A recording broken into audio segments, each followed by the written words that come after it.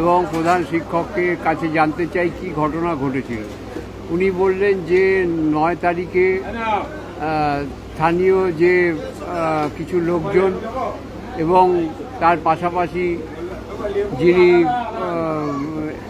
এর গ্রামীণ শিক্ষার যে প্রধান আছেন তারা এসে ওই স্কুলের একতলার গেটে তালা দিয়ে দেয়, তাদের নিজেদের তালা দিয়ে দেয় এবং তারপরে যখন শিক্ষকদের ঢুকতে দেয় না, তারপর প্রধান শিক্ষক তিনি যখন তালা খোলেন, খুলে যখন বিষয়টা মেটানোর বা বোঝার চেষ্টা করেন, সেই সময় প্রসেনজিৎ সর্দার নামে একজন শিক্ষক যিনি 6-7 মাস ধর্মঘটে অংশগ্রহণ করেছিলেন, তাকে কিছু লোক এসে ধাক্কা মারে এবং অশ্রাব্য গালিগালাজ শুরু করে। তারপর একজন শিক্ষিকা আছেন, তিনিও ধর্মঘটে অংশ নিয়েছিলেন, তাকেও অশ্রাব্য গালিগালাজ করে এবং বলে যে এই ধর্মঘটে কেন অংশগ্রহণ করেছিস তোরা, এইসব কি বলে ওখান থেকে এত টাকা নিয়ে যাচ্ছিস, মাইনে পদত্যাগ করে তারপর ধর্মঘট কর, বেকার ছেলেরা চাকরি পাবে, এই সমস্ত অশালীন এবং অবান্তর কথা বলতে থাকে। তো তখন যিনি হেডমাস্টার মশাই তিনি নাকি তাদের বুঝিয়ে শুনিয়ে বলেন যে ঠিক আছে, এটা একটা মিটিং করতে হবে আমাদের স্থানীয় লোকেদের নিয়ে, যাতে এই সমস্যাটা মেটানো যায়। তো তারপরে বিষয়টা সাময়িকভাবে স্থগিত হয়। সংগ্রামী যৌথ মঞ্চ এই ঘটনা জানবার পরে প্রসেনজিৎ সর্দারকে থানায় বিষয়টা জানানোর কথা বলা হয় এবং তিনি সেই দিনই সন্ধেবেলা 9 মার্চ সন্ধেবেলা থানায় এটা জানান। আজকে গিয়ে আমরা প্রধান শিক্ষক মহাশয়কে বলি যে এই যে আপনার স্কুলে একটা বাইরের তালা দিয়ে দিল, আপনার স্কুলের তালা নয়, এটা তো যে আপনাকে অপমান করা, এটা কি আপনি বুঝতে পারছেন? উনি বলছেন হ্যাঁ, কিন্তু আমাকে তো স্কুল চালাতে হবে, আমাকে এদের সঙ্গেই থাকতে হবে। তা আমরা বললাম যে আপনি এটা তো আইন বিরুদ্ধ কাজ করছেন, আপনি তো আপনার যে গ্রামীণ শিক্ষক যে গ্রামীণ শিক্ষা কমিটির যে প্রধান আছে তিনি তো আপনার স্কুলের পরিচালক নয়, তিনি ডিসিপ্লিনারি অথরিটি নন, তিনি অ্যাপয়েন্টিং অথরিটি নন, তার কথা শুনতে আপনি কেন বাধ্য? তখন বলছে না, তার অনেক ক্ষমতা, বিলে সই করে।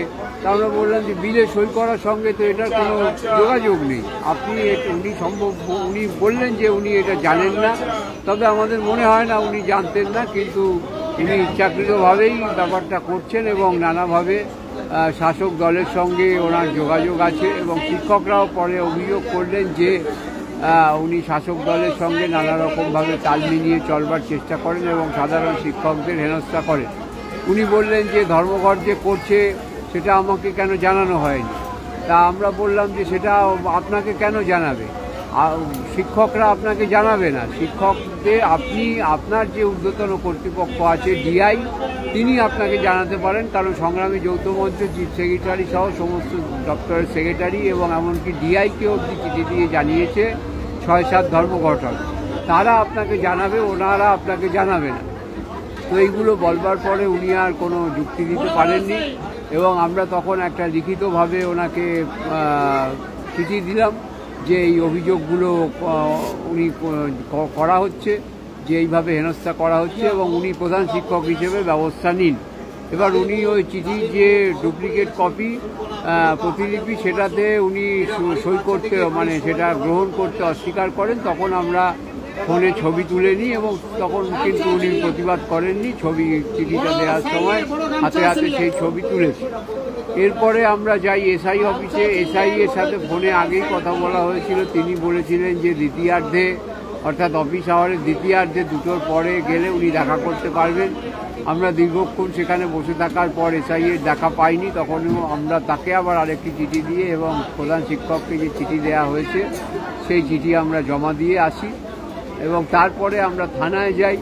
থানায় যিনি আইসি তিনি ছিলেন না তখন, তাকে ফোন করা হয়, ওখান থেকেই থানা থেকেই তার ফোন নাম্বার দেওয়া হয় এবং সেই ফোন আমরা যখন করি উনি বলেন যে উনি আজকে নেই এবং কালকেও থাকতে পারবেন না, কালকে থাকলেও পরবর্তী 2টোর পরে থাকবে। আমরা তখন জানতে চাই কবে থাকবেন, উনি বলেছেন যে আমার ফোন নাম্বার তো রয়েছে, আপনারা আসার আগে একটু ফোন করে নেবেন, আমি কখন থাকবো জানাবো এবং আপনাদের সাথে কথা বলতে আমার কোনো অসুবিধে নেই।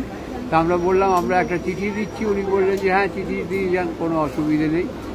তার থানার যিনি রিসিভিং অফিসার ছিলেন তিনি প্রথমে চিঠিটা নিতে একটু ইতস্তত করছিলেন, পরে ওনার সঙ্গে বোধহয় সম্ভবত ফোনে কথা বলে তিনিও চিঠিটি গ্রহণ করেন। তো এইটা আজকে সংগ্রামী যৌথ মঞ্চ বারবারই বলছে যে যেখানেই আক্রান্ত হবে, কারণ আজকে শিক্ষা ব্যবস্থাটা পুরো পার্টিতন্ত্র হয়ে গেছে, সেখানে শিক্ষকদের কোনো মর্যাদা নেই, শিক্ষকদের কোনো ভূমিকা রাখা হচ্ছে না, পার্টির কথা শুনে তাদের চলতে হবে, যে রাজনৈতিক দলই ক্ষমতায় থাকুন। সংগ্রামী যৌথ মঞ্চ শুধু মহার্ঘ ভাতা, শূন্য পদ এসব নিয়ে লড়াই করছে না, এই শিক্ষকদের বা কর্মচারীদের এই সামাজিক সম্মান কীভাবে পুনরুদ্ধার করা যায় তাই নিয়েও লড়াই করছে।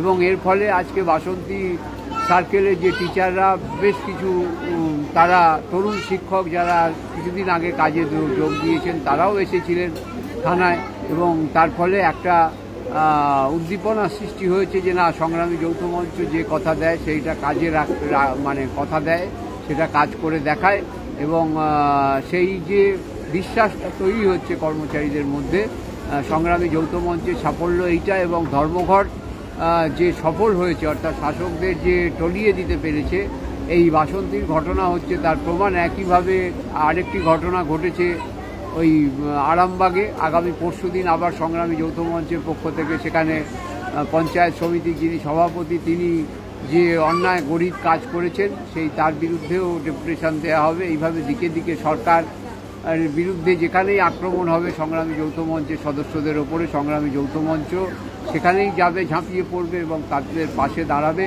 এবং কর্মচারীরা সংগ্রামী যৌথ মঞ্চের পাশে আপনারা থাকুন এবং আগামী যে কর্মসূচিগুলো রয়েছে সেগুলোতে অংশগ্রহণ করুন।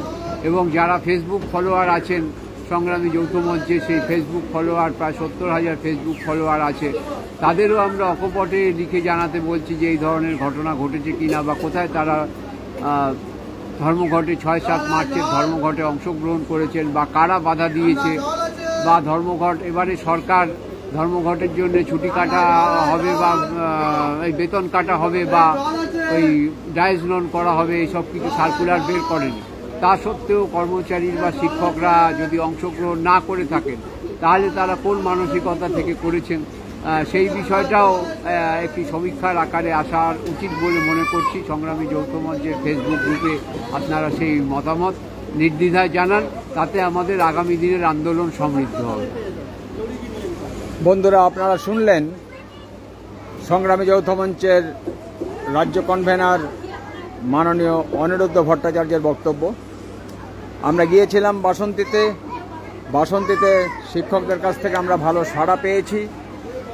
এইভাবেই আমরা মনে করছি আমাদের উপর কোনো ধরনের আক্রমণ যেটা হচ্ছে এটা সরকার সংগ্রামী যৌথ মঞ্চকে ভয় পাচ্ছে, ভয় পেয়েই তারা আমাদের উপর আক্রমণ করছে।